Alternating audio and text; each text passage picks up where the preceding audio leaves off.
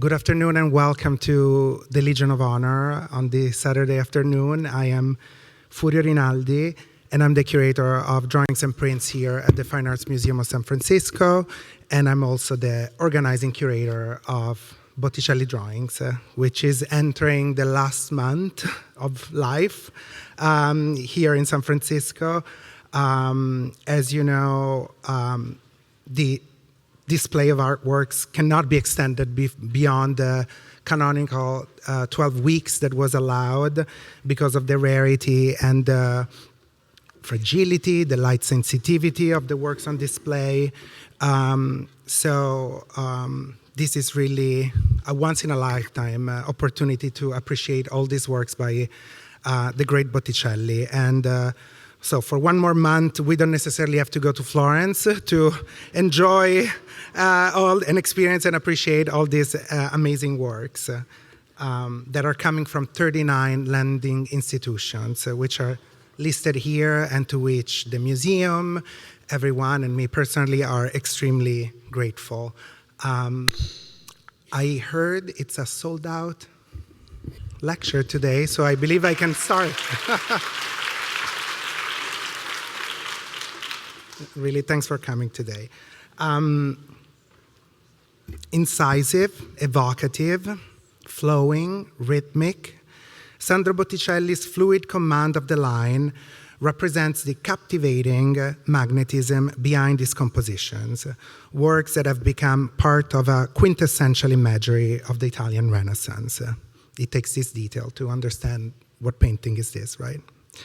The line constitutes the basic structure of Botticelli's designs and the primary formal element of his aesthetic. To quote a definition, a beautiful definition given by Bernard Berenson, the early 20th century art historian, and one of Botticelli's finest connoisseurs, the incessant rhythm of the line pervading Botticelli's works represents the main structural and dynamic force behind his compositions. Berenson described Botticelli as the greatest artist of linear design that Europe ever had. Indeed, Botticelli elevated the line and the driving force behind this figure and the rhythmic movement, and he used drawing as a means of creating, arranging, and controlling the structure within these figures operate.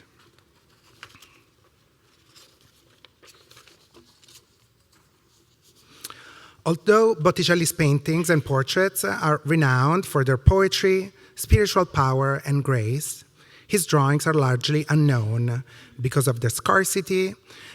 Most of his surviving works on paper have been brought together for this exhibition. Some have been reunited with their resulting paintings, allowing an unprecedented insight into the artist's process, from conception to execution, from paper to panel. Unlike previous artists, Botticelli embraced the art of disegno, which in Italian it encompasses both the physical act of drawing and the conceptual creativity of design. Possibly because of the inherent graphic quality of his paintings, Botticelli's drawings were also relatively marginalized in scholarly literature, likely under the assumption that what's visible, which is already so graphic, so linear, as you can see, would necessarily reflect what's underneath. As we shall see today, this couldn't be farther from the truth. Botticelli's drawings illuminate the graphic articulation of his ideas and the process behind their expression, unveiling the private imagery of an artistic genius which equals and sometimes surpasses the visible results of his paintings. The exhibition, you saw it from the many lenders, is the first comprehensive international loan exhibition of Botticelli's work in North America, and among one of the largest ever attempted, comprising 60 works, including 27 of his surviving drawings, 12 of his paintings, and a selection of works by artists relevant to his formation. The exhibition allowed the first full reassessment of the artist's graphic catalog with a number of proposed attributions and changes in the chronology of his works, chronology that was established by, of course, by previous scholarship, which I'm going to focus on today. By choosing drawing as the interpretative lens of Botticelli's work, this exhibition aims to offer a unified portrait of Botticelli's art, integrating into one single trajectory his whole career, which, from Giorgio Vasari, Lives of the artist's earliest biography, printed in 1550 and 1568, has been somewhat fractured into two separate and distinct moments. The golden age of his work for the Medici in the 1470s and 1480s, and the crisis of decline of the 1490s and 1500s, coinciding with the rise and sudden fall of Fra Girolamo Savonarola. Botticelli's biography, written by Giorgio Vasari and published in his Lives of the Artist, contain precious information and consideration on the artist's talent as a draftsman and precocious inclination to draw. Si era volto tutto al disegno. He gave himself, all of himself, to drawing. Particularly in a passage featured only in the second printed edition of 1568. I quote, "Sandro drew extraordinarily well, and insomuch that for a long time after his death, artists took the utmost pains to procure examples of his drawings."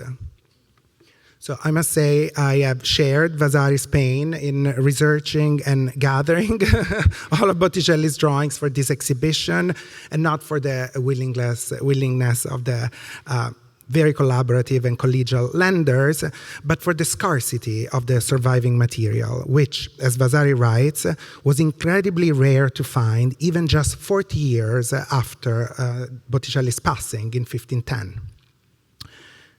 Being an avid collector of drawings himself, Giorgio Vasari was among those artists seeking Botticelli's sketches, as he clarifies in a passage written shortly after. He writes, "We have some drawings in our libro which are executed with extraordinary skill and judgment." The libro Vasari refers to is the legendary Libro dei Disegni, the book of drawings, which served as a sort of visual companion to the biographical narration of his lives. Possibly owned by Vasari is this drawing on pink paper at the Louvre, which bears an old attribution to Botticelli. You can see Sandro Botticelli, Pittore Fiorentino, Florentine painter, written on the decorative border that frames the drawing. This sheet comes from the collection of the 16th century Florentine merchant Niccolò Gaddi, who we know had obtained works directly by Vasari. The drawing, however, is by a follower of Botticelli and not even from his immediate circle, so it wasn't included in this exhibition. Often attributed to Botticelli is another and more famous drawing on light pink paper of a young man with a hat and two additional studies of arm. The sheet is pasted at the center, upper center, of a large page from Vasari's Libro dei Disegni. So this is a page from Vasari's collection. This is how he collected his drawings. Drawings were cut and pasted into large pages of albums. We are used to seeing drawings hanged on the wall, framed and matted, but that's a modern, a fashion. Up to the almost 19th century, drawings and prints and works on paper always collected in albums. While currently attributed to Botticelli, this drawing does not quite fit within the artist's corpus for stylistic reasons. It shows a meticulous handling of the metal point technique, we're going to talk about this shortly, that is entirely uncharacteristic of Botticelli. And I believe, in fact, that this is a typical drawing by Botticelli's associate, Raffaellino del Garbo, a Florentine artist known, I hope, to the visitor of the Legion of Honor, because his most important and monumental altarpiece is here in San Francisco, hanging in the Renaissance galleries at the Legion upstairs, the Frescobaldi altarpiece, done for the Frescobaldi family. The drawing compares, as you can see, very closely with the study of hands and arms by Raffaellino del Garbo, drawn with the very same technique and a similar color preparation. So in order to recover, to retrieve, and to recognize the remnants of Botticelli's surviving drawings and design practices, it is necessary to take a step back and highlight the role played by his first teacher, the Carmelite friar Fra Filippo Lippi.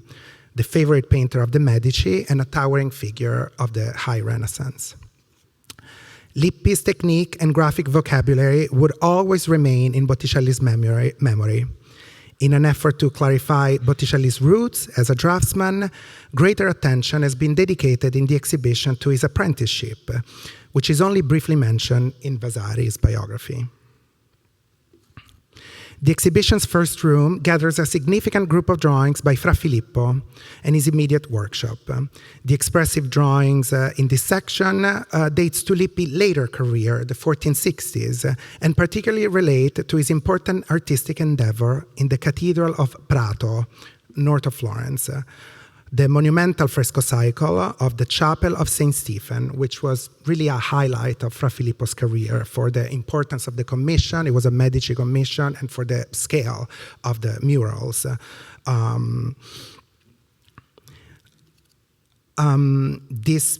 The frescoes at Prato likely represented the first arena for Botticelli's artistic training, where he moved his first steps, let's say, as an artist, as a draftsman, as a young apprentice.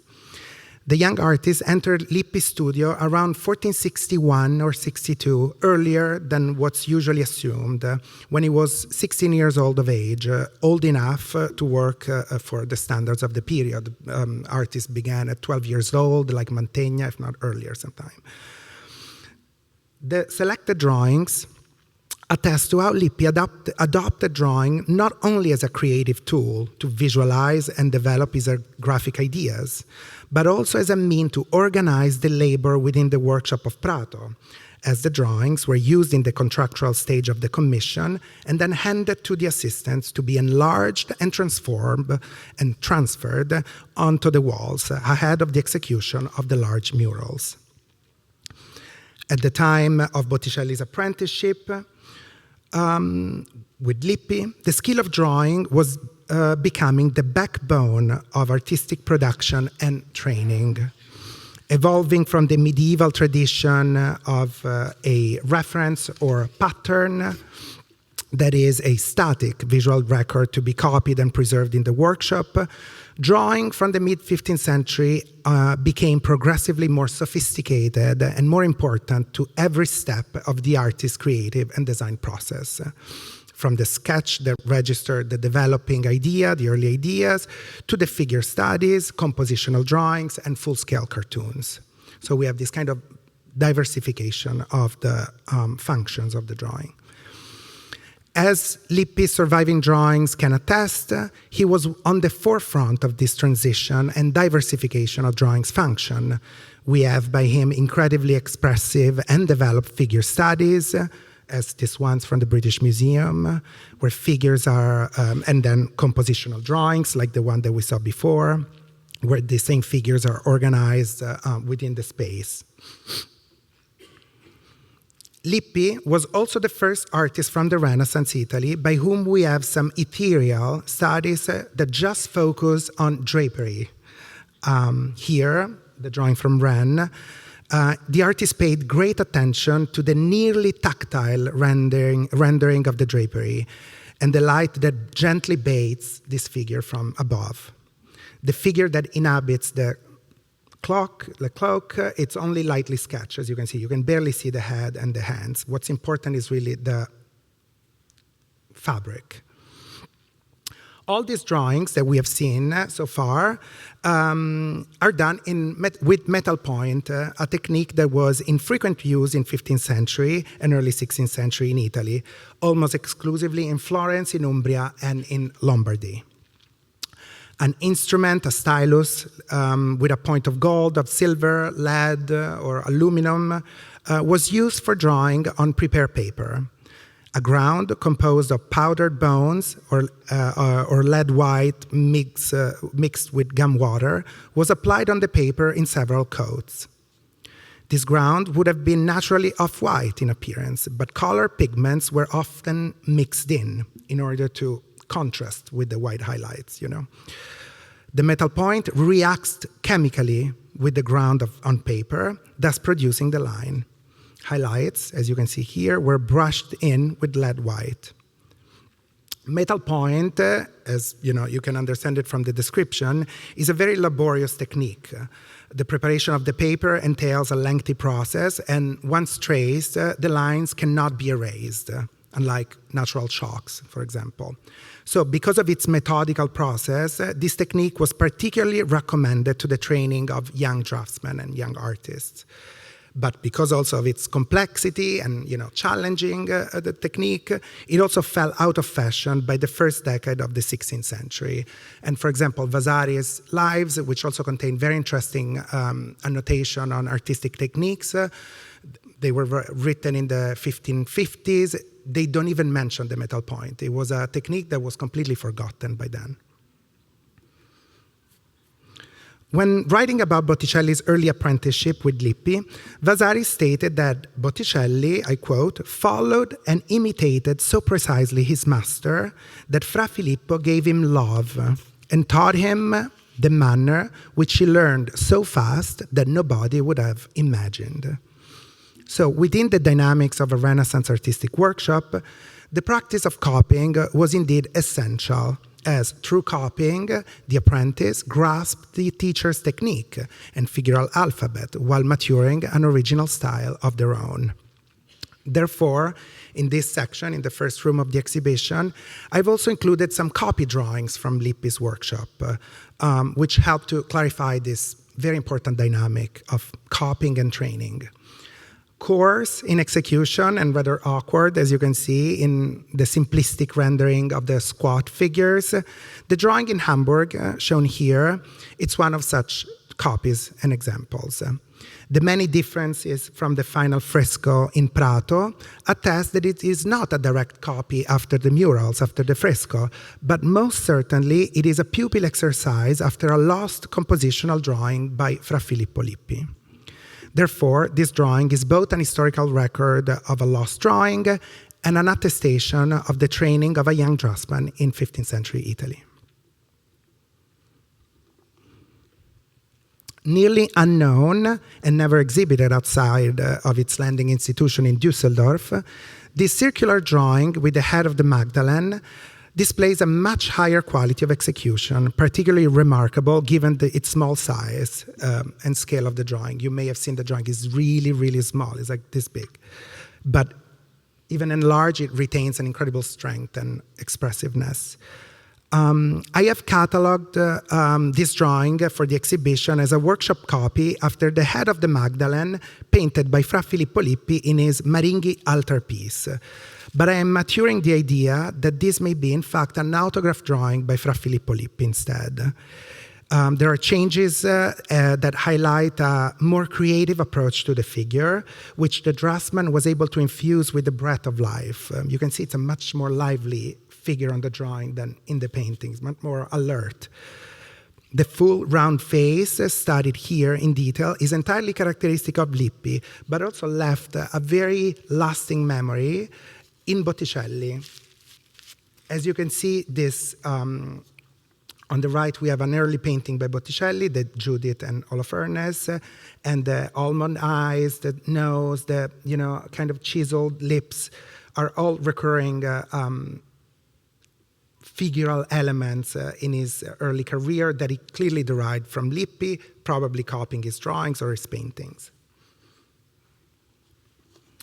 So now that we have fully absorbed Lippi's ethereal drawing manner, where light plays a structural role in the definition of forms and volumes, Lippi is considered one of the so-called painters of light, pittori di luce, we say in Italian, along with Domenico Veneziano, with Angelico, Gozzoli, Pesellino. We can fully appreciate and understand Botticelli's earliest surviving drawings, and securely attributed ones, of course. In the exhibition, they are exemplified by a striking sequence of metal point studies of male figures, likely Botticelli's studio assistants who posed for him in preparation of a series of paintings that would propel his early career in Florence. They are reunited here for the very first time, and they're put in a chronological sequence for the very first time. So very, very important from a scholarly point of view, but also they're incredibly beautiful to see together, of course. Comparable in size, technique, scale, and design conception, the two studies in Lille and Paris, you see at the center, relate to the main figures on two historically important paintings, the Adoration of the Magi for Gaspare Lamy, now in the Uffizi, and the Saint Sebastian, once at Santa Maria Maggiore and now in Berlin. Both paintings were public paintings in churches, so they really help propelling Botticelli's celebrity and notoriety in Florence, on a public scale. As you can see here, the pose of the legs of the figures on the two drawings is extremely comparable, as it is the scale of and the design conception of the figures. Botticelli paid greater attention on the body and posture, while leaving the heads only lightly sketched.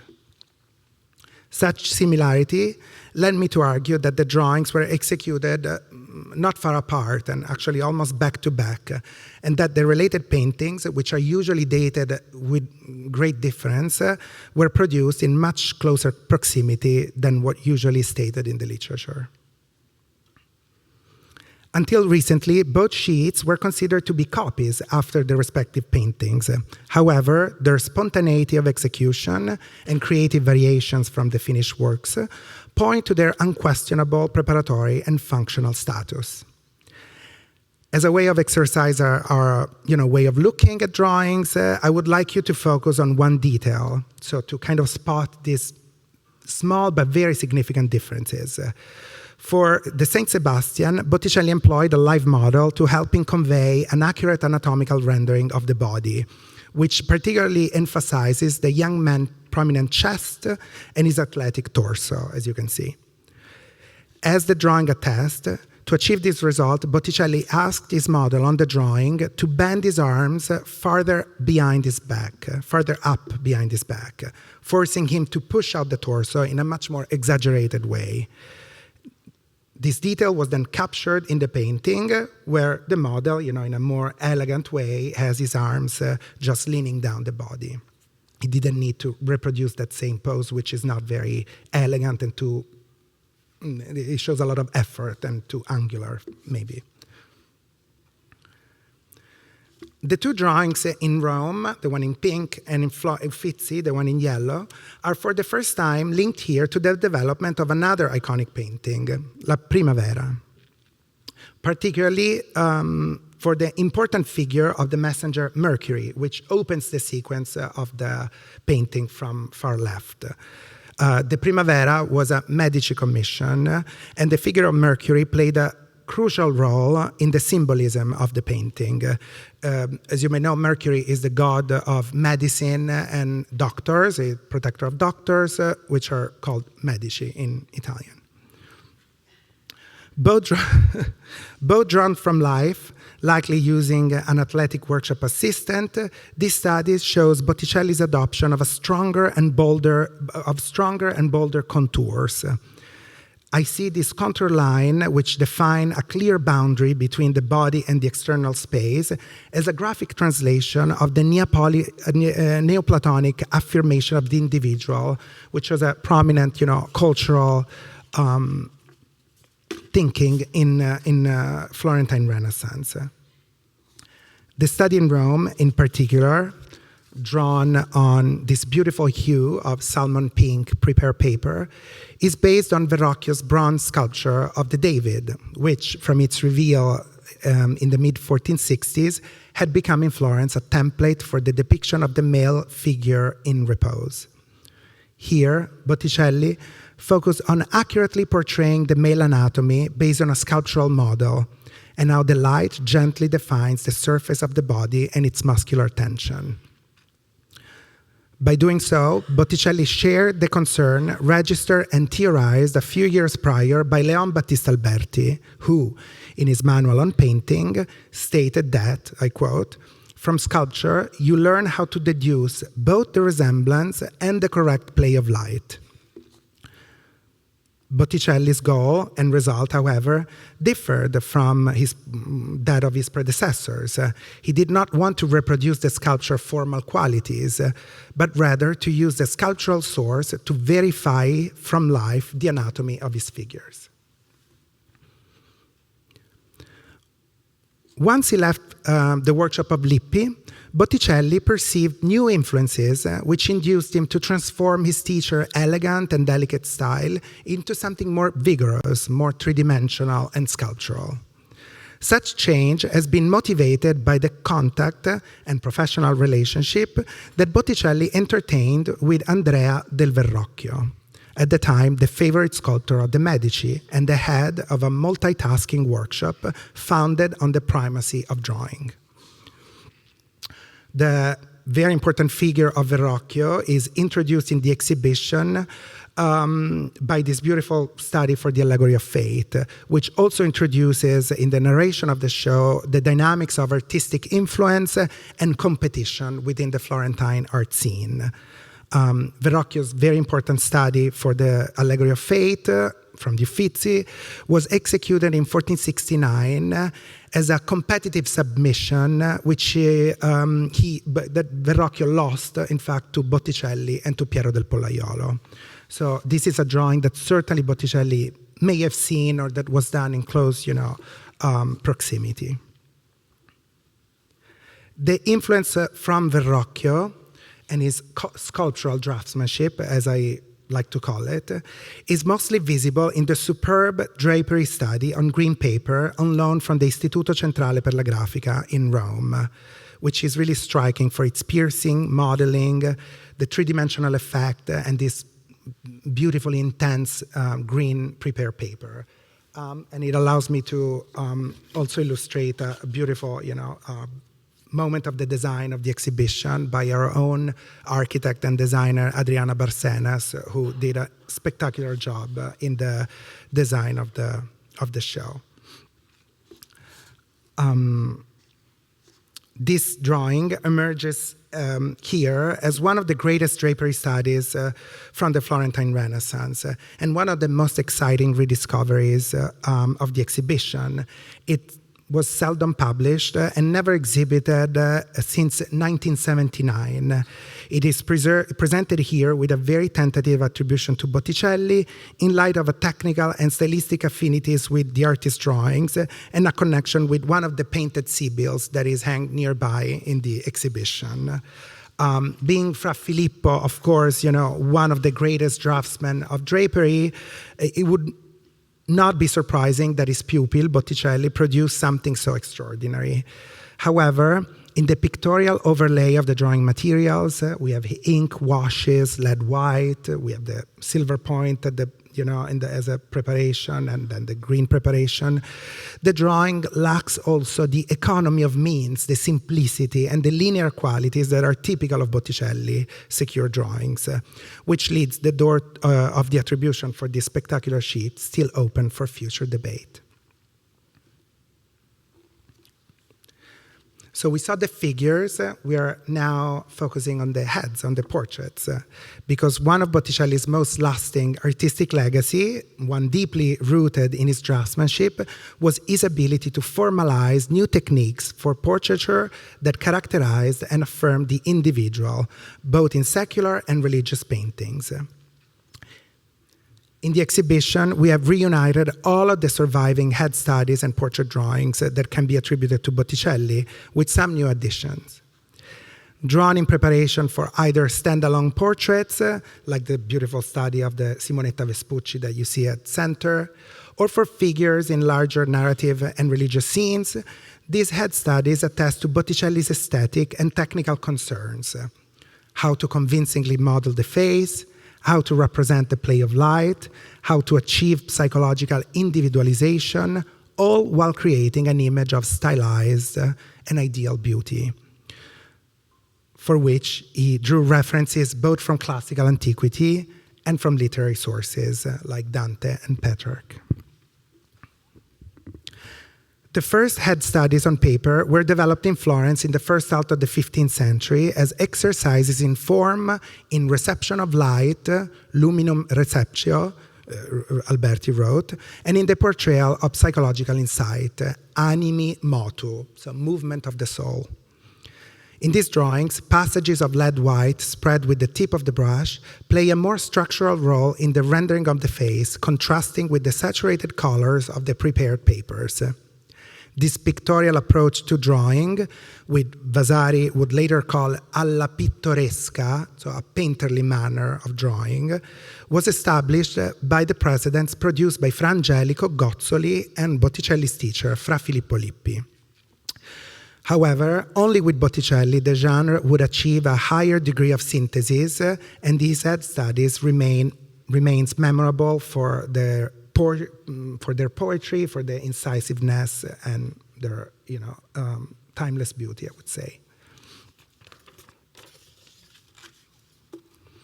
In a newly attributed study for The Head of a Woman Looking Down in Oxford, which we're about to see, Botticelli rendered a graceful example of feminine beauty, which he applied not to a secular portrait, but to a devotional painting, The Head of the Virgin.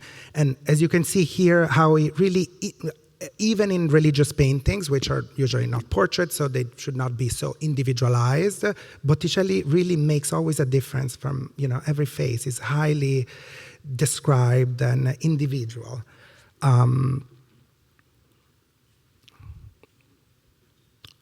Wide forehead, eyes modestly lowered, small chiseled lips.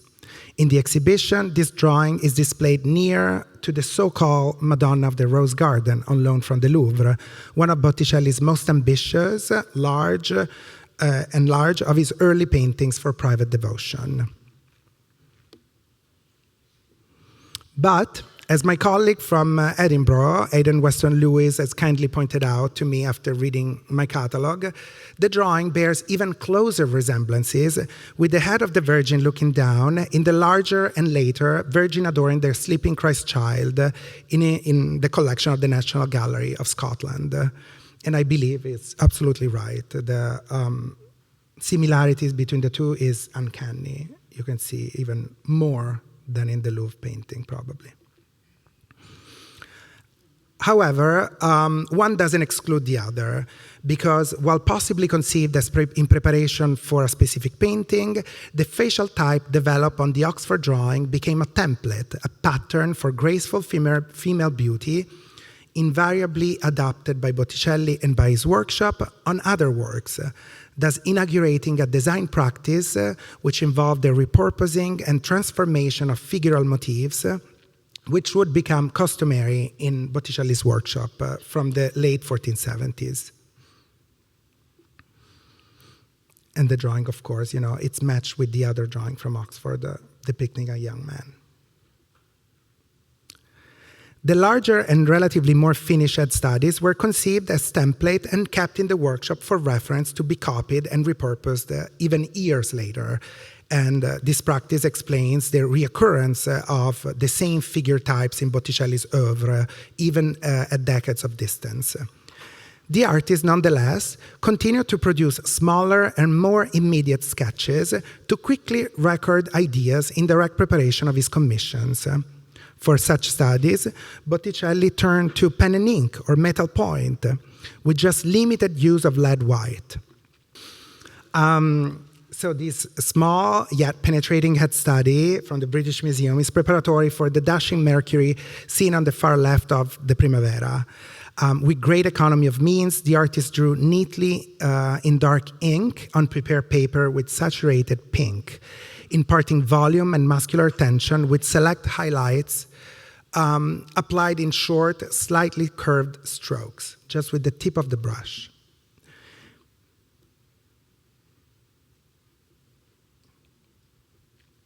Newly attributed to Botticelli, the true crop studies of a youth in profile match rather precisely, as you can see, that of the Archangel Gabriel in Botticelli's very, very important Annunciation in the Uffizi, the Cestello Annunciation. With great spontaneity, swift and sensitive handling of the metal point, silver point in this case, the artist was able to capture the youthful profile, effectively focusing on the protruding lips that are announcing the word of God to the Virgin. Botticelli's experimentations on his head studies were translated into the great formal novelties he brought to the history of early modern portraiture, particularly in the portraiture of women. Traditionally, women portraiture is tied to a profile view, as you can see in the painting by Botticelli at left, allowing only a limited characterization of the sitter and no interaction with the viewer. In such portraits, women were presented as objects of admiration, encoded as properties of their families or husbands. Such conventions were completely defied by Botticelli in his portraits of a lady at the window, known as Smeralda Bandinelli. Her name is written on the sill of that frame. The painting is notoriously the first painted portrait in Renaissance Italy where a woman looks directly at the viewer. Botticelli situated the sitter within a perspective device that enhanced their physical presence and agency. They inhabit a loggia, this architectural space, open on 3 fronts, which allow us, the viewers, to peek in and to be in the very presence of these figures, which are nearly life-size. So the mastery of perspective, which is also a linear, form of representation, is something that was praised in the early literature about Botticelli. Luca Pacioli, the great mathematician, who wrote in the famous Manual of Mathematics, particularly praised Botticelli for his knowledge of mathematics and perspective. So we have to have a more holistic, understanding of drawing as the use of line that really allow him to understand and comprehend the space and reality in a way.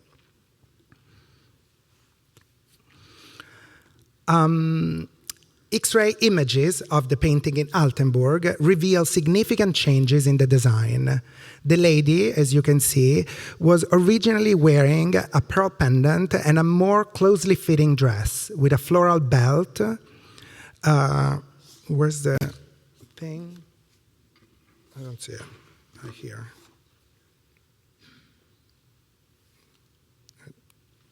Let me see. I don't know. Well, can you see the belt, right? Yes. On the floor, yes. See, it's big. It's a big belt. Indeed, Botticelli had conceived this as a portrait of an elegantly coiffed upper-class woman. And you can see that also from the hairdo. We had a fantastic lecture on the opening day of the exhibition by Emanuele Lugli, who did a study just on Renaissance hairdos and the symbolic meaning of hair in Renaissance for women especially. And he said that this is a very complex wire work to create this coif that clearly cannot be that of a saint. The woman was a patrician lady, upper-class lady, and only later, in fact, possibly in the 1500s, the painting was altered to represent Saint Catherine of Alexandria. So with the addition of this big, green cloak and the wheel of martyrdom that you can see peeking in at lower left.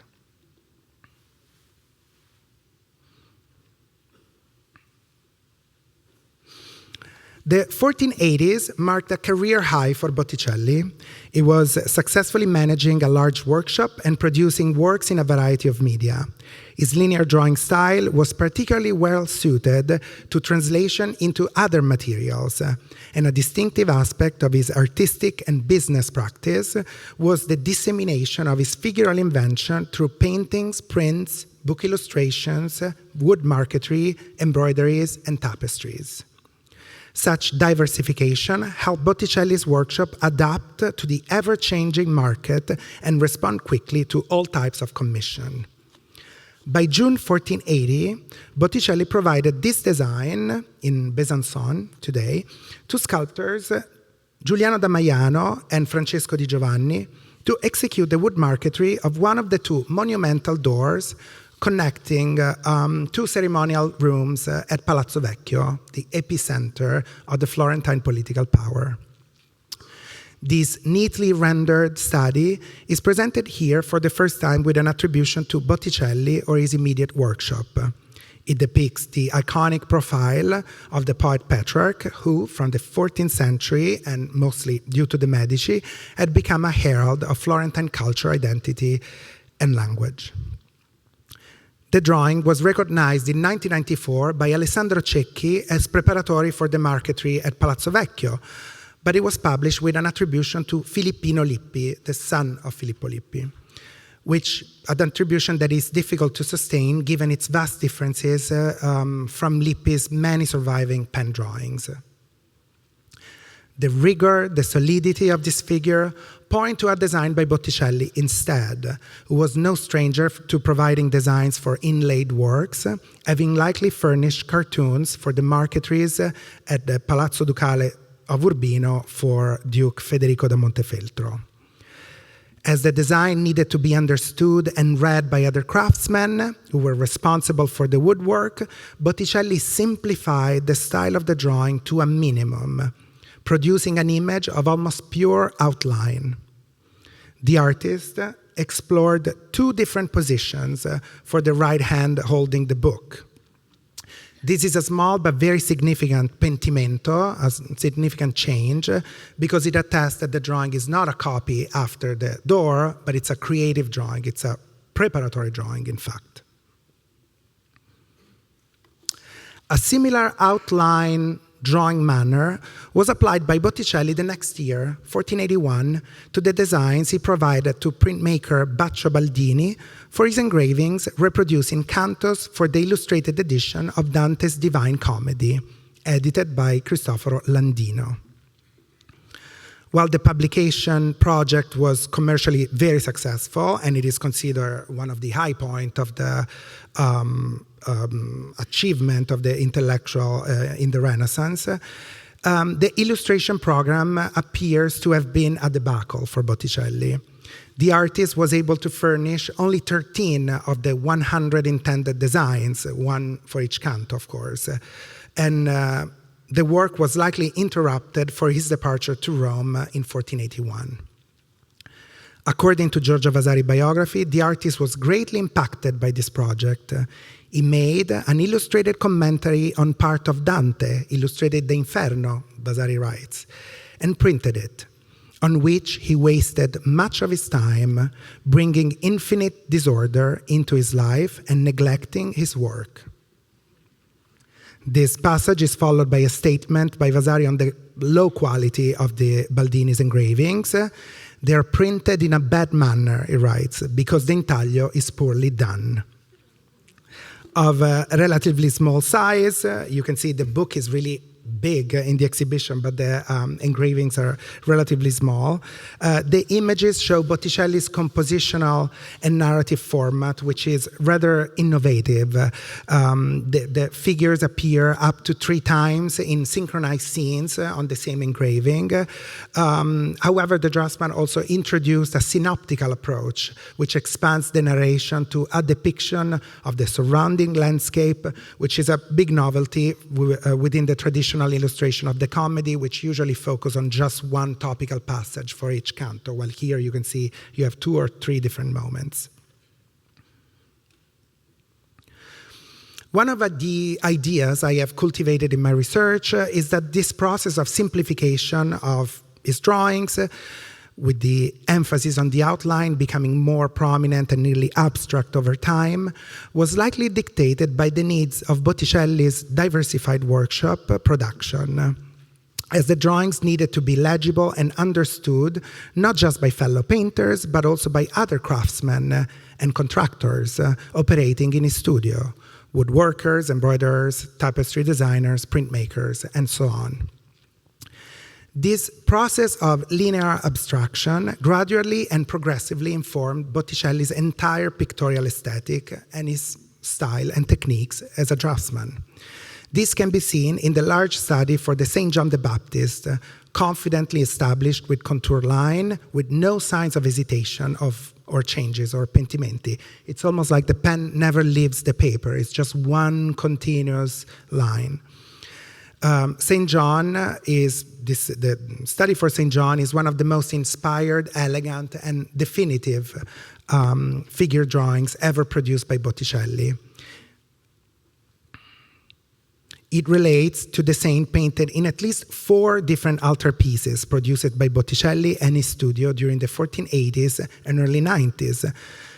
But differences between this large finished drawing and the paintings are sufficiently significant to suggest that the sheet was not preparatory for any of them. Again, it This drawing likely served as a template for such pictorial variation. That is, it was made to be copied and adapted for workshop use. St. John, after all, was and is still today the patron saint of Florence, and his image was omnipresent and included in a variety of devotional productions. So it was very convenient for Botticelli to have an image ready of the saint to include, whenever needed. In this typology of a template, rather than as a preparatory drawing for a single work, this drawing is supremely important in our understanding of Botticelli's design practices. Every section of the exhibition presents pairings between a drawing and a painting that allows an insight into Botticelli's process from paper to panel. In this section, we focused on a newly attributed Angel of Annunciation on loan from the Uffizi.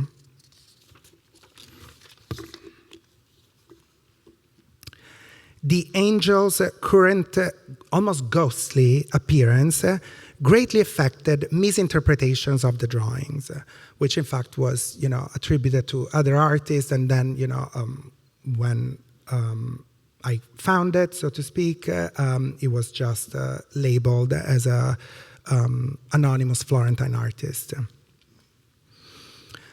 This appearance, this kind of impoverished conservation state, is resulted from the drawing's prolongated exposure to light in the Uffizi galleries during the 19th century, which led to a near disappearance of the ink drawing that once sharply defined the figure. What's invisible to the naked eye today, however, magically reappears when the drawing is observed under ultraviolet light. So through UV imaging, one can appreciate the dynamic variation he introduced to the design. So you can clearly see the two long stems of lily, overarching the figure.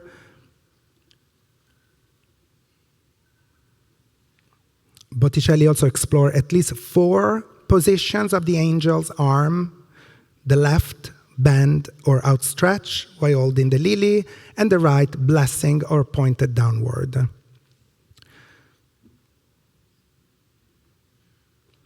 The drawing is displayed near the exquisite Annunciation on loan from Glasgow, which presents a very similar type of angel, comparable in scale, position, and style. These are really beautiful painting, and what I always like, about this specific panel, so it was a devotional painting of relatively small size, and features the Annunciation, but you can see it's set within not the traditional architectural setting, the historical one, but this is a contemporary Florentine palace.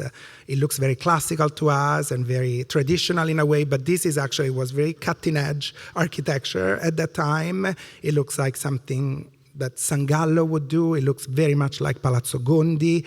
You have the gray-blue hue of the Pietra Serena, the typical stone of Florence. So this is a very interesting adaptation of Botticelli, who set the historical religious event into a contemporary scene.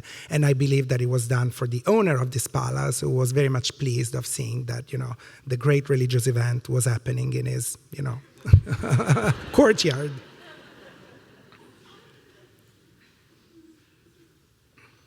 And you can see the scale really compares very closely. And I think it's one of the most satisfying things of the exhibition, to go really back and forth and go from the paper to the final result.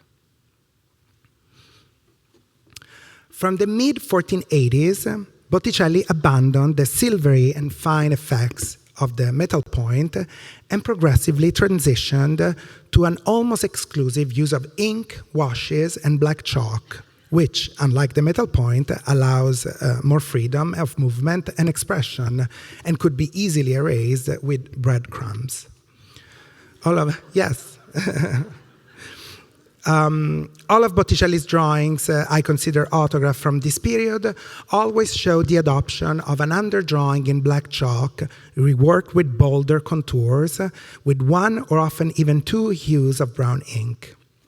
The modulated softness of the grainy black chalk underdrawing imparts substance and vibrancy to the figures, while providing the darker tones, which are accentuated through shading and diagonal hatching drawn in pen and ink. So if you can see all of this later drawing, they always have this very, very fine hatching, which is rarely done or not as consistently before. This is not merely a technical, but also a stylistic change or progression or evolution, coinciding with the death of Lorenzo, his patron, Lorenzo il Magnifico, Lorenzo de' Medici in 1492, and for the rest of his career, Botticelli progressively abandoned displays of virtuosity, shifting his emphasis away from physical beauty, anatomical accuracy, perspective, and foreshortening. Instead, he created powerful images of raw emotion. The expressive gestures, awkward poses, frenetic sense of movement of these drawings offer a sharp contrast to the calm poise of the earlier compositions. And this you can see in the beautiful drawing from Milan's Biblioteca Ambrosiana, which is in the case at the center of the room, which is preparatory for the engraving that was done by Francesco Rosselli on loan from Boston. And you have really this incredible expressiveness and almost extreme emphasis on gesture more than anatomical accuracy. The figure is almost deformed and compressed in its own sentiment and fate. This splendid, fully realized composition drawing from Darmstadt is one of the most eloquent and comprehensive testament to Botticelli's expressive style as a draftsman. It illustrates a scene from the Pentecost as recounted in the Acts of the Apostles. During the descent of the Holy Spirit, the devout people of Jerusalem from every nation under heaven came together at the sound of the apostles, who were each speaking in a different language. So this is a key moment of Christian ecumenism, and Botticelli effectively portrays the turmoil animating the group of men from every nation gathered outside the gate, where the apostles and the Virgin are receiving the word of God.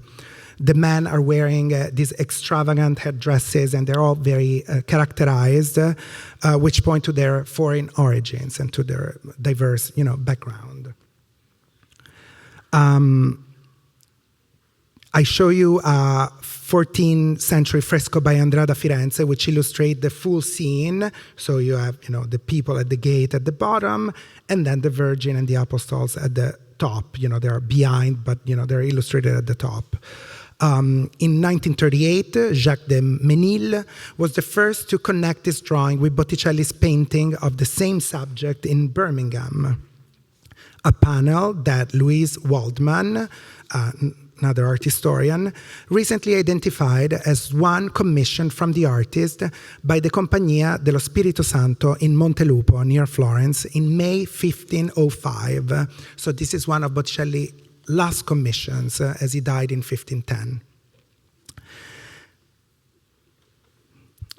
The scene is geometrically contained by Botticelli within the architecture of the gate, neatly executed with lighter hue of brown ink and characterized by a central arched door.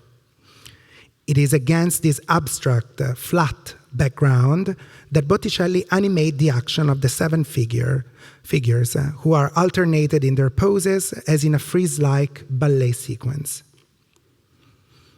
To deepen the perspective of this very low relief, Botticelli added an 8th figure, bust length, in the foreground. You can see it right there. The artist seemingly followed an archaic compositional structure which doesn't build up on perspective, anatomical accuracy, harmony of the figures, rather in their emotion and reactions. The artist known as the embodiment of the conquest of the Renaissance, of the Florentine Renaissance, in terms of perspective, foreshortening, and so on, he's here establishing his own path, a trajectory seemingly counter to the main narrative of the Italian Renaissance. The arrival in Florence of Fra Girolamo Savonarola, the friar who ousted the Medici family and railed against the moral corruption of the city and the church, added another element of upheaval to the already turbulent Florentine community. Botticelli responded to the times with his final masterpiece and his only signed and dated painting, the Mystic Nativity, which anchors the last room of the exhibition and is on exceptional loan for the first time to the United States from the National Gallery in London.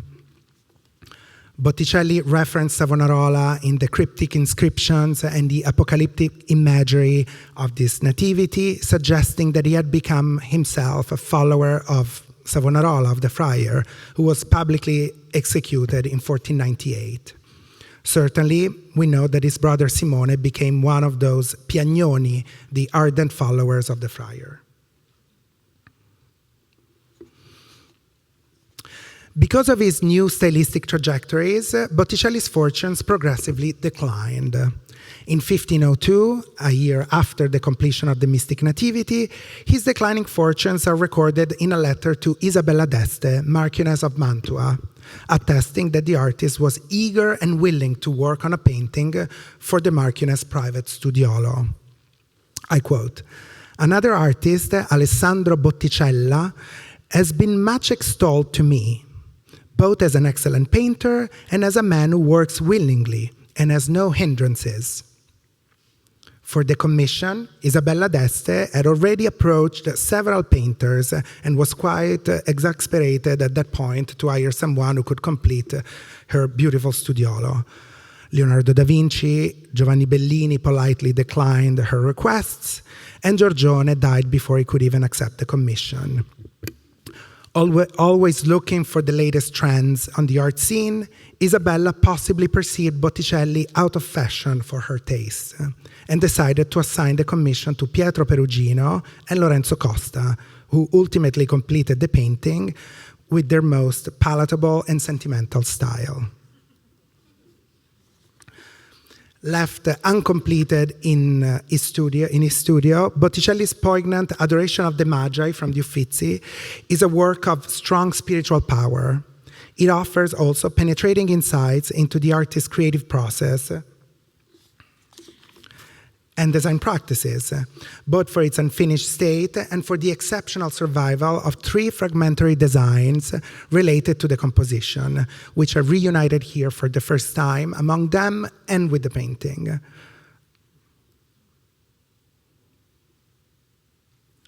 Forcefully drawn with a brush and black chalk, these 3 fragments were once part of a unified design laid down on an unusual support of finely threaded linen.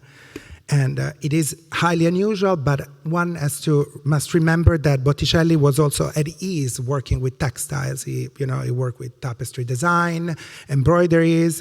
So given his experience with this particular material, I think he was very much at ease in working and even drawing on textiles such as linen. As a large-scale modello, reference study, this large brush drawing may have served as a guide for the preparation of the painting, to refine its figural elements, and for his workshop to lay out a similar composition and a similar scene in the future. Eluding any firm categorization, these unique drawings attest to Botticelli's highly experimental draftsmanship, evolving technique, and unorthodox artistic practice at the end of his career. In the immediacy and undeveloped appearance, they help to firmly place Botticelli with other artists that define the notion of the completeness of a work of art in the High Renaissance and who embrace the non finito in their art making. The trembling, grainy chalk marks of his late designs, particularly in the fragmentary designs for the late Adoration of the Magi, may have something in common with Leonardo da Vinci's experimental research on the sfumato, shading, on rilievo, relief, on drawing, and especially in the unfinishedness of it. However, Botticelli never denied his loyalty to the primacy of line. Once a redeeming factor of his art, the same strength and vigor of his graphic structure made him out of fashion at the twilight of the Cinquecento. In his treatise on painting, Leonardo da Vinci recommended his pupils not to draw outlines when painting figures, as they are unnatural and unrealistic. I quote, "Do not make outlines of your figures with any other color than the ground on which they end. That is, avoid making dark outlines between the ground and your figure." And then he continues, "The outlines of objects which are at some distance are not seen so distinctly as if they were nearer." So, as you can see, Leonardo's instructions were clearly, not supported or followed by Botticelli, who really lives on these close outlines and the elegance of the lines that really contains the figures. The reliance on the line, the impenetrable style of his late paintings, his heavy dependence on his workshop, and the repetition of his formulas and figural motifs led to a decline in the appreciation for Botticelli's work. The artist, in fact, died in near poverty and in sickness in Florence in May 1510. His legacy, which arguably, I believe, included his workshop material and his drawings, was rejected by his own family, who did not want to be responsible for the debts. It is my belief that in this very moment, we lost most of Botticelli's drawings, which didn't survive his maker. In light of this loss, this exhibition has been less of a celebration of an artistic genius and more of an archaeological effort, an attempt to retrieve for the first time the traces of this fragile legacy of Botticelli's drawings. Surviving 500 years in their delicate and intimate beauty, these drawings retain strength, poetry, spirit of invention, artifice, technical mastery, so the essence of a great artist. Thank you.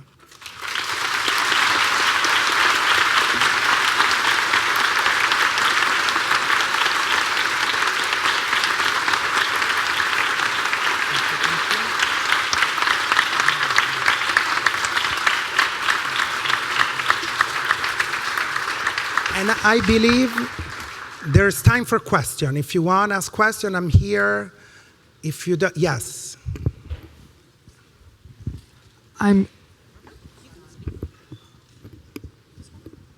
You can scream. Yes. Since this hasn't been done before, I'm curious how you went about collecting a lot of these, especially because he didn't sign his works. I didn't understand the question, sorry. How did you go about finding the drawings? Okay. Yes. Is it mostly by matching them with the paintings you knew? Just curious. Yes. Well, it's a complex, process of research. Of course, the literature on Botticelli is extensive. He's one of the artists that scholars have written the most, and drawings were published scattered here and there. But I did a really believe in a first-hand, object-based research. So I visited throughout the years, all the drawings collection and cabinets in Europe and the United States to really verify not only the previous attribution, but also propose new ones. So it's been a very long process that the exhibition making started when I joined the museum in 2020, so it's been 3.5 years, but my research also precedes, my arrival here. Yes? There's one over there. Yes?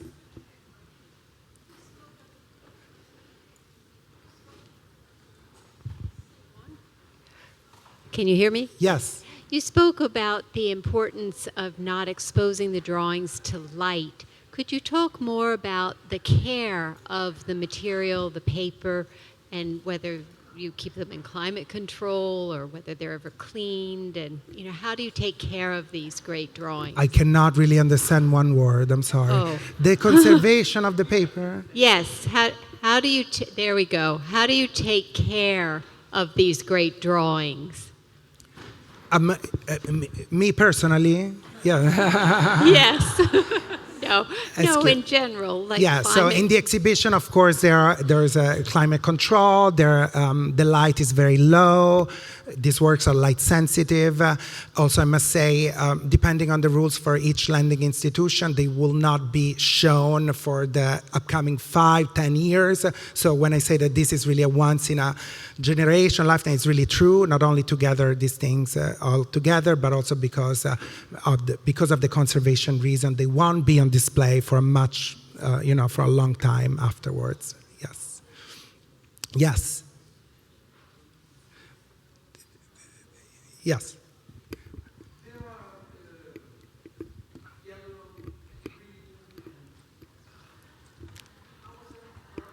Yes. So that's a great question. It's about the coloring of the papers, which is something very important in the exhibition. Usually, we think the drawings are in black and white. They're kind of colorless in a way. But what I wanted for this exhibition to really emphasize the chromatics, the experimental chromatic value of Renaissance drawings. And I must say the design of the exhibition really helped because it's all very clean, and then white, so the colors really pop. So as I said at the beginning, the color preparation is very complex, but they were adding natural pigments to, the bone powder or to the water gum as they were preparing the paper. The green, for example, is verdigris. The pink, red is kermes. So they're all natural pigments. And I think that what is really interesting to sometimes to ask is why they chose those colors. For example, for the green drapery, I believe because Botticelli, or the artist who's responsible for the drawing, wanted to anticipate the green drapery of the painting. So it's kind of a way to test the color before the painting. The pink preparation, it's always reserved for figure studies because pink, it gives it's a flesh tone. It really anticipates what the color of the body in the painting and so on. Yes. Hello. Hello. Hello. I have a question about how he transferred the drawings to the painting and what he did in order to achieve that transfer. Thank you. That's a great question, and it's a great void in the exhibition. So usually in the Renaissance, from the mid-15th century, but even before, the small study, it's enlarged into a full-scale cartoon, that's what we call it, which is the design to scale to the finished work of art, whether it's on mural, on a wall, on a panel, that it's usually pinpricked in its contours and then with dust charcoal transferred on the support. Having said that, Botticelli certainly made great use of this material, of these cartoons, to transfer the, the smaller sketch into the larger panel or wall, but none of them have survived.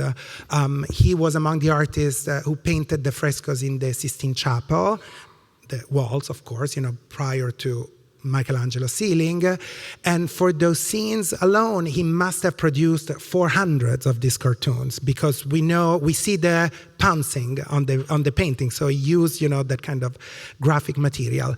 But unfortunately, because they were so functional for the transfer of the design, they were discarded after their use. So cartoons are really it's really exceptional when they survive. And when they survive from after the 1500s, when the development, the collecting of drawing was more developed.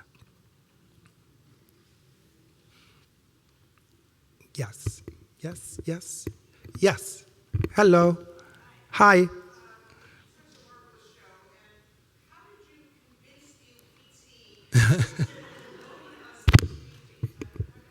Okay. Well, we're very good and convincing, but I must say, in all sincerity, it was the this project was so serious and scholarly that they instantly understood and embraced the project with an unprecedented number of, I believe we have 10, 11 loans from the Uffizi, including one painting. Our director and I traveled to the Uffizi in the height of COVID. It was February 2021. We could travel to Europe because I'm Italian and he's British, so otherwise it wouldn't even be allowed. And we got a permission from the consulate here in San Francisco, and we went. The Uffizi were shut down at the time, so we kind of, crossed, all these really big challenges when the world was really in a different place. And I believe that our colleague also appreciated the fact that we really went there in such a troubled moment, and we brought also, I think, some sort of hope, that something was developing, something was being done for the future. So, I don't know, at least that's how I feel it. And Thank you.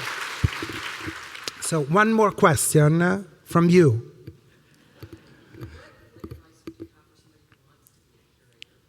That's another. Study. Go to school. Yes. Yes. Thank you very much for coming. Really. Thank you.